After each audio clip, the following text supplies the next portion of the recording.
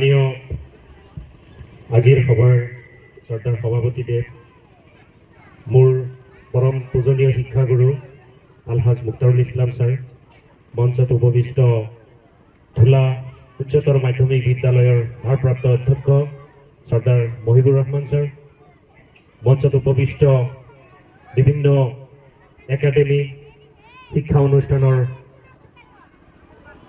অধ্যক্ষসকল, এই বিদ্যালয়ৰ পৰম পূজনীয় শিক্ষাগুৰুসকল, আজিৰ সভাত উপস্থিত আই মাতৃসকল, সাংবাদিক বন্ধুসকল আৰু মৰমৰ ছাত্ৰ ছাত্ৰীসকল। ছাৰে বহুখিনি কথা কৈছে, আচলতে নাজানো ছাৰসকলৰ মৰম আৰু আশীৰ্বাদ সদায় আছে আৰু সদায় থাকিব বুলি আশা ৰাখিছোঁ। আজিৰ এই অনুষ্ঠানটোত উপস্থিত হৈছোঁ, বন্ধৰ দিন, আচলতে ছাৰেই আমন্ত্ৰণ কৰিছে। মোৰ শ্ৰদ্ধাৰ শিক্ষাগুৰু সিদিনা মোক ফোন কৰি ক'লে যে ৱাহাব তুমি শনিবাৰে আহিব লাগিব। মই কৈছোঁ ছাৰ শনিবাৰে মোৰ ডিউটি আছে, চৰকাৰী কিছু কাম আছে আৰু তাতে এখন স্কুল ভিজিট কৰিবলৈ যাব লাগিব, তো মই শনিবাৰে যাব নোৱাৰিম। তো ছাৰে মোক কৈছে যে মিটিংটো অলপ পিছুৱাই দি ছানডে কৰি দিওঁ। আমাৰ মহিবুৰ ছাৰৰ কথা ক'লে যে তেওঁকো আমি বিচাৰিছোঁ, তোমাকো বিচাৰিছোঁ, একেলগে লগ পাম। তো আজি ভাল লাগিছে, আহিছোঁ আমি আপোনালোকৰ ইয়াত, আপোনালোকৰ এগৰাকী সন্তান হিচাপে আহিছোঁ, কোনো বিষয়া, কোনো চাকৰি কৰা ব্যক্তি হিচাপে নহয়। আজি আহিছোঁ আপোনালোকৰ লগত মনৰ ভাৱ যদি অলপ ব্যক্ত কৰিব পাৰোঁ বা আপোনালোকৰ পৰা শুনিব পাৰোঁ। অনুষ্ঠানটোত উপস্থিত হৈ আমাৰ সন্মানীয় শিক্ষাগুৰুসকল বা এই অঞ্চলৰ যিসকল ব্যক্তি উপস্থিত আছে তেখেতসকলে খুব সুন্দৰ সুন্দৰ কথা ক'লে। শিক্ষাৰ ক্ষেত্ৰত যিখিনি মূল্যৱান কথা কৈছে, মই মঞ্চত বহি মহিবুৰ ছাৰক মই কৈছোঁ যে আচলতে আজিৰ যি পৰিৱেশত যি ধৰণে কথাখিনি কৈছে, 1980 দশকত 1980, 1970তে এইখিনি কথা আলোচনা হ'ব লগা আছিল। আৰু যদি সেই সময়ত আলোচনা হ'লে হয়, আজি মহিবুৰ ছাৰে ধুলা উচ্চতৰ মাধ্যমিক বিদ্যালয়ৰ অধ্যক্ষৰ আসন অলংকৃত কৰি যিখিনি কাম কৰিছে এই সমাজৰ কাৰণে, শিক্ষাৰ ক্ষেত্ৰত যি এটা বাৰ্তা দিছে, ইয়াতকৈ হয়তো আৰু বেছিকৈ দিব পাৰিলে হয়। কিন্তু সময় উকলি গ'ল। আমাৰ সুন্দৰ ল'ৰা ছোৱালীসকলৰ উজ্জ্বল ভৱিষ্যতৰ কাৰণে এই অনুষ্ঠানবিলাকে যি পদক্ষেপ লৈছে সেই পদক্ষেপক শলাগিছোঁ আৰু ছাত্ৰ ছাত্ৰীসকললৈ আহ্বান জনাইছোঁ যে তোমালোকে মঞ্চত বহি থকা প্ৰতিগৰাকী একোটা জুৱেল, তেওঁলোকৰ প্ৰতি অলপ লক্ষ্য ৰাখা, কথাখিনি শুনা আৰু গুৰুত্ব দিয়া। মই এই বস্তুটো খুব অনুভৱ কৰিছোঁ। আমাৰ অঞ্চলত ল'ৰা ছোৱালীয়ে কিতাপৰ পাতত কি, অলপ আগতে বাকীবিল্লা ছাৰে কৈ গ'ল, কিতাপৰ পাতত কি আছে নাজানে, বাট এণ্টাৰটেইনমেণ্ট কৰাটো খুব জানে, মনোৰঞ্জন কৰাটো। আৰু মনোৰঞ্জনটো কিছু ক্ষেত্ৰত এলাও আছে, মনোৰঞ্জনটো ইছলামত কিন্তু ষ্ট্ৰিক্টলি নিষিদ্ধ বুলি ঘোষণা কৰিছে। আৰু সেই মনোৰঞ্জনতে আমাৰ ল'ৰা ছোৱালী বেছি জোৰ দিছে। প্লিজ ছাৰসকল আপোনালোকে মোবাইল ফোনটো বন্ধ কৰি দিয়ক, ছাত্ৰ ছাত্ৰীৰ হাততো এটলিষ্ট ডিভাইচটো বন্ধ কৰি দিয়ক। ইয়াতে প্ৰায় আই মাতৃ উপস্থিত আছে, আমাৰ পিতৃ অভিভাৱক উপস্থিত আছে। মই মঞ্চত বহি বহি গোটেই চালো, প্ৰায় 120 জন মান আপোনালোক উপস্থিত আছে। চ' আপোনালোকলৈ এটা আহ্বান জনাও, মোবাইল ফোন দিবই লাগিব, কিন্তু মোবাইল ফোনখিনি দিয়ক, কিন্তু এনেকেই এৰি নিদিব। এইখিনি কথা আলোচনা হৈছে, চ' আপোনালোকে অলপ মন দিব। আপোনালোকে ল'ৰা ছোৱালী জন্ম দিছে, চ' ল'ৰা ছোৱালী কেনেকুৱা হোৱাটো বিচাৰে। মই কালি এটা প্ৰগ্ৰামত আছিলো আবেলি, JB college group of institution চেনিবাৰী। মই ওদালগুৰিৰ পৰা আহোঁতে এই অঞ্চলত সোমাই মই 1 ঘণ্টা সময় বহিছিলোঁ। তাতে এজন ব্যক্তিক লগ পালোঁ, ডক্টৰ ৰুহুল আমিন হাজৰিকা। তেখেতৰ দেউতাক এগৰাকী শিক্ষক আছিল, বছিৰ উদ্দিন আহমেদ হাজৰিকা, মষ্ট প্ৰবেবলি চেনিবাৰী হাইস্কুলত। তেখেত ৰিটায়াৰ কৰিলে।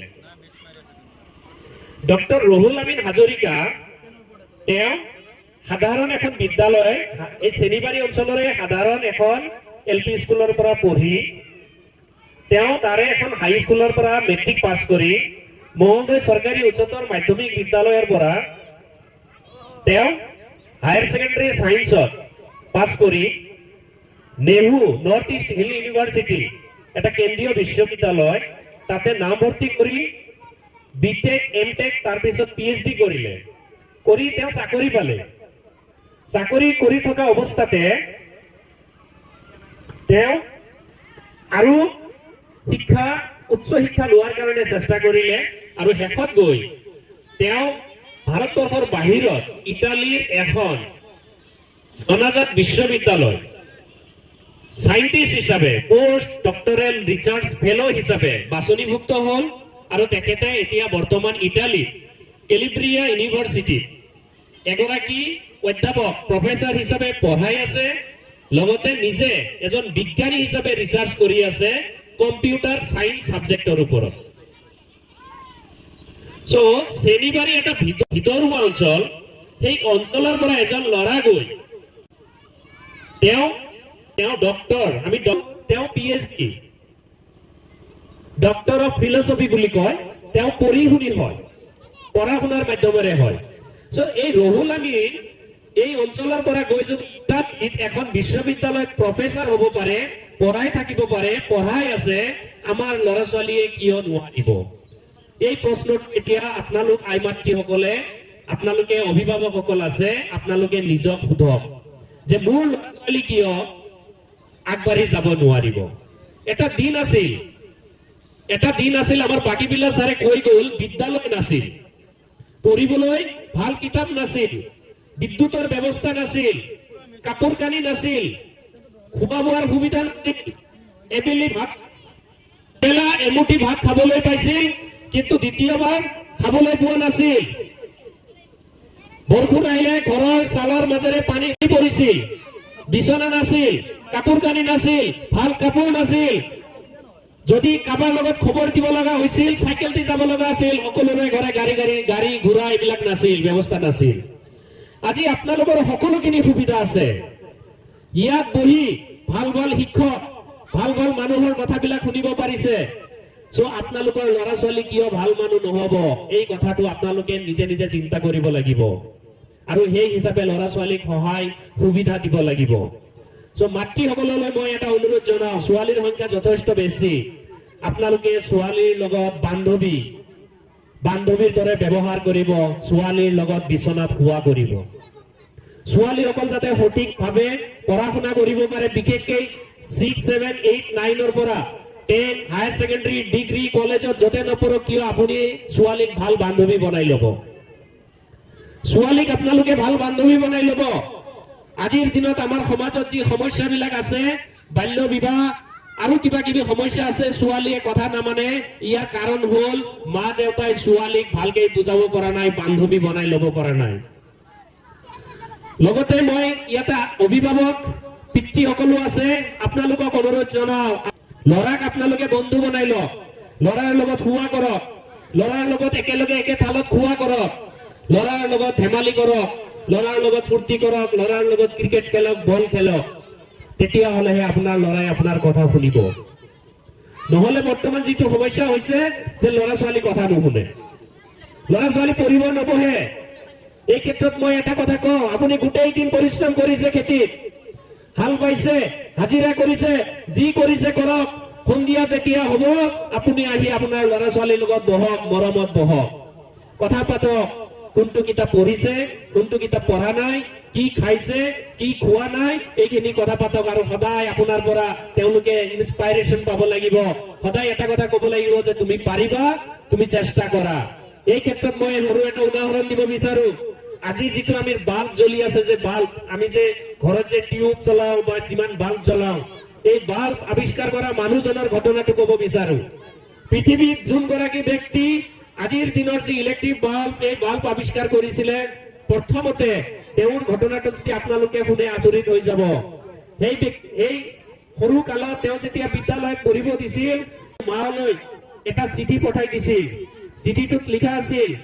কিছুমান কথা এই চিঠিটো পাই মায়ে ল'ৰা মাতি আনি সুন্দৰকে বুজাইছিল আৰু ল'ৰাই যেতিয়া সুধিছিল যে মা এই চিঠিটো দিছে চিঠিত কি লিখিছে মায়ে কৈছিল বাবা তোমাৰ কাৰণে এই চিঠিটোত কি লিখিছে জানা যে তোমাৰ নিচিনা ভাল ছাত্ৰ তোমাৰ নিচিনা জ্ঞানী ছাত্ৰ তোমাৰ নিচিনা বুদ্ধিমান ছাত্ৰ এই বিদ্যালয়ত নাই এই বিদ্যালয়ত পঢ়াবলৈ শিক্ষকৰ অভাৱ যিমান শিক্ষক আছে তোমাক পঢ়াব নোৱাৰে তুমি ইমান ভাল তুমি ইমান কথা জানা, তুমি ইমান জ্ঞানী, তুমি ইমান বুদ্ধি, তুমি বোলে বিশ্বৰ ভিতৰত নাম উজ্বলাই দেখাই দিবা। মায়ে এই কথা কৈছে। কালক্ৰমত গৈ তেখেত পঢ়া শুনা কৰিলে, এদিন বৈদ্যুতিক বাল্ব আৱিষ্কাৰ কৰিলে, গোটেই বিশ্বই চিনি পালে টমাছ আলভা এডিসন। মাৰ মৃত্যুৰ পিছত যেতিয়া সেই গডৰেজ বা সেই আলমাৰি চাফা কৰিবলৈ গৈছিল, যাই সেই সৰুকালত ছাৰে দিয়া চিঠিটো খুলি চাইছিল, আৰু চিঠিটো খুলি চাই চকু পানী ওলাই গৈছিল, কান্দিছিল। চিঠিটোত লিখা আছিল যে আপোনাৰ ল'ৰাৰ নিচিনা বুৰ্বক, বুদ্ধু, পঢ়িব নোৱাৰা, দুষ্ট ছাত্ৰ মানে নাই আৰু মোৰ বিদ্যালয়ত, আপোনাৰ ল'ৰাক ইয়াৰ পৰা লৈ যাওক। চিঠিটোত লিখা আছিল কি আৰু মায়ে কৈছিল কি? মা আপোনালোকে যদি প্ৰেৰণা দিয়ে, আপোনালোকে যদি উৎসাহ দিয়ে, আপোনালোকে যদি যত্ন কৰে, চেষ্টা কৰে, ল'ৰা ছোৱালী পাৰিব। কাৰণ পৃথিৱীৰ ভিতৰত সকলো বস্তু পৰিৱৰ্তন হয়, ল'ৰা ছোৱালীৰ মা কিন্তু পৰিৱৰ্তন নহয়, দেউতা কিন্তু পৰিৱৰ্তন নহয়। দেউতাক দেউতা বুলিয়ে জানিব, মাক মাক বুলি জানিব। প্ৰতিজন ল'ৰা ছোৱালীৰ দেহত আপোনালোকৰ তেজ আছে, আপোনালোকৰ পৰিশ্ৰম আছে, আপোনালোকে অসাধ্য পৰিশ্ৰম কৰি টকা পইচা দি আপোনালোকে বিদ্যালয়লৈ পঠাই দিছে। ল'ৰা ছোৱালীয়ে আপোনালোকৰ কথা কিয় নুশুনিব, কিয় নপঢ়িব? আপোনালোকে সেই সপোনটো চাব লাগিব। লগতে মই আৰু এটা কথা আপোনালোকক অনুৰোধ জনাও, আপোনালোকে, আমি ইছলাম ধৰ্মাৱলম্বী লোক, ইছলাম ধৰ্মৰ কোৰাণ নাজিল হৈছিলে, প্ৰথমটো শব্দ আহিছিলে ইকৰা, জ্ঞান অৰ্জন কৰা, পঢ়া, ৰিচাৰ্চ কৰা, এনেকুৱা ধৰণৰ শব্দৰেই আমাৰ কোৰাণটো প্ৰথম নাজিল হৈছিল, প্ৰথমটো শব্দ আহিছিল। আপোনালোকে এই কথাটো মনত ৰাখিব। আপুনি ইংৰাজী পঢ়িব নাজানে, আপুনি বিজ্ঞান পঢ়িব নাজানে, আপুনি গণিত পঢ়িব নাজানে, একো অসুবিধা নাই। আপুনি ৰাতিপুৱা বহক, বহি কব যে বাবা বিজ্ঞানটো ওলা, বিজ্ঞানটো এবাৰ পঢ়া। আপুনি যেতিয়া এনেকে বহিব, কিতাপখন যেতিয়া চাব, আপোনাৰো ভাল লাগিব। ল'ৰা যদি কিতাপৰ পাত কেইটা লুটিয়াই লুটিয়াই যায়, অন্তত দুটামান ছবি দেখা পাব, দুটামান শব্দ দেখা পাব। ৰাতিপুৱা গধূলি আপুনি বহিব যে বাবা ইংৰাজীখন ওলা, ইংৰাজী কিতাপখন ওলাই প্ৰতিটো পাত একফালৰ পৰা মেৰিয়াই মেৰিয়াই চা, কি পঢ়াইছে, কি পঢ়া নাই, কি পাৰা নাই, মই এবাৰ চাই লওঁ।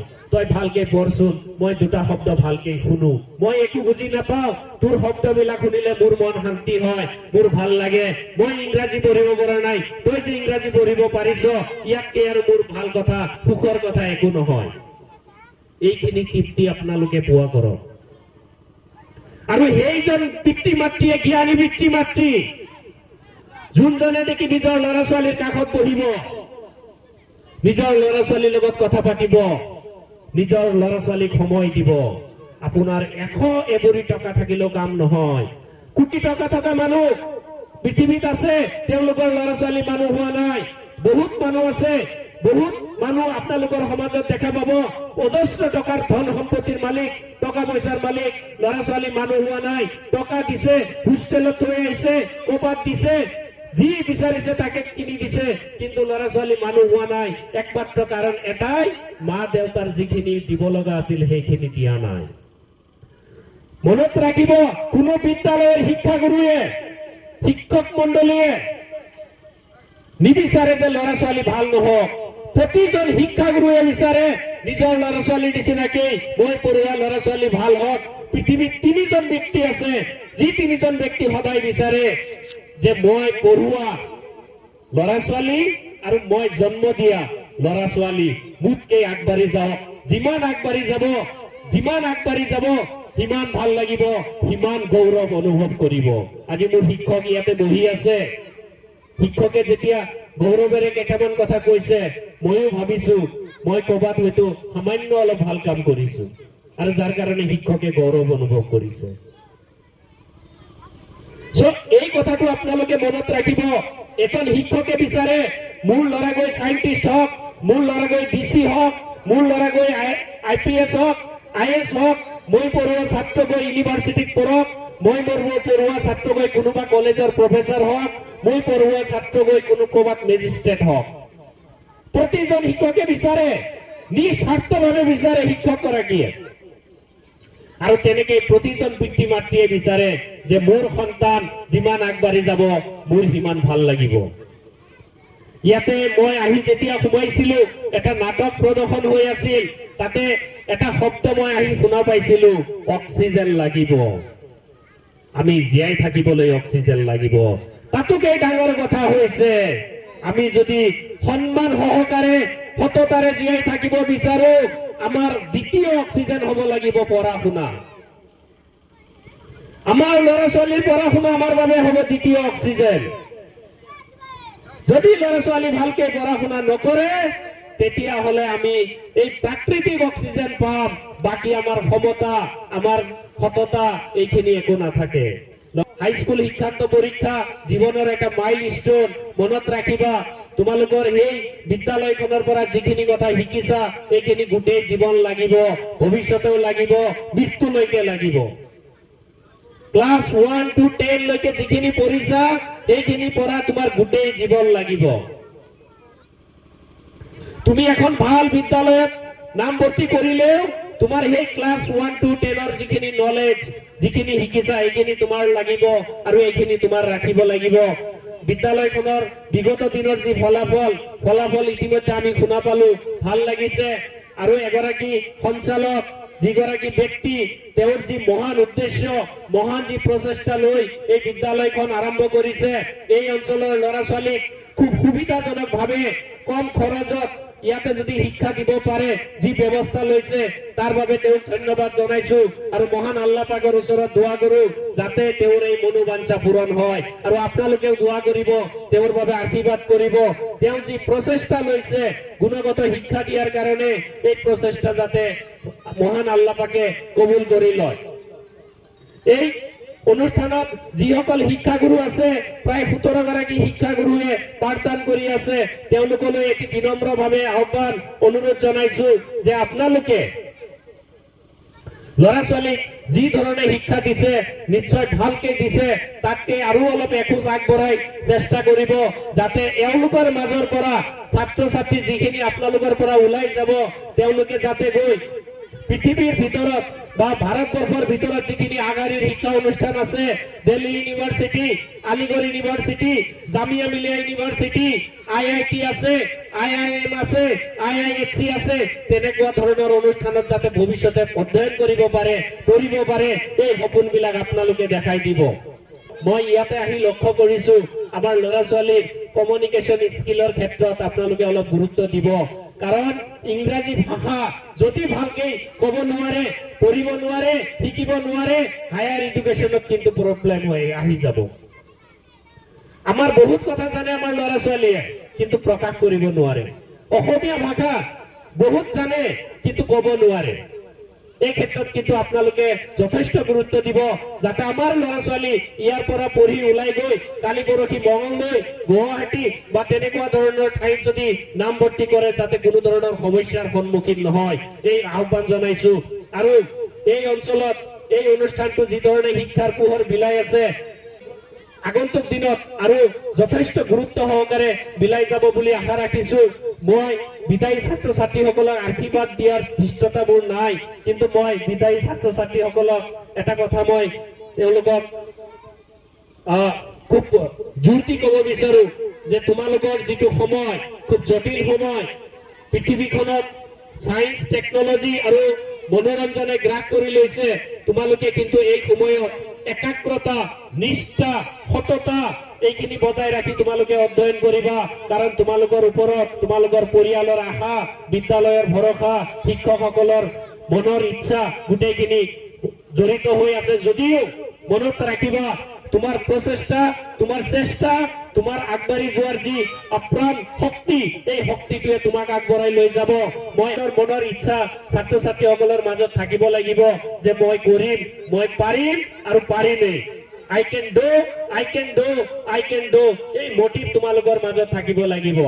মই সপোন, এনেকুৱা সপোন চোৱা যি সপোনে তোমাক শুব নিদিব, যি সপোনে তোমাক ভালকে খাব নিদিব, যি সপোনে তোমাক বাহিৰ ঘৰত যাব নিদিব, যি সপোনে তোমাৰ বন্ধু বান্ধৱৰ লগত সংযোগ নাৰাখিব, যি সপোনে তোমাক ভাল পোৱা শিকাব কিতাব, যি সপোনে তোমাক মৰম কৰা শিকাব তোমাৰ পঢ়াৰ টেবুলটো, যি সপোনে তোমাক বাধ্য কৰিব তোমাক ঘৰৰ ভিতৰত লুকাই ৰাখি কিতাপৰ লগত সম্পৰ্ক কৰিবলৈ, এনেকুৱা ধৰণৰ সপোন চোৱা।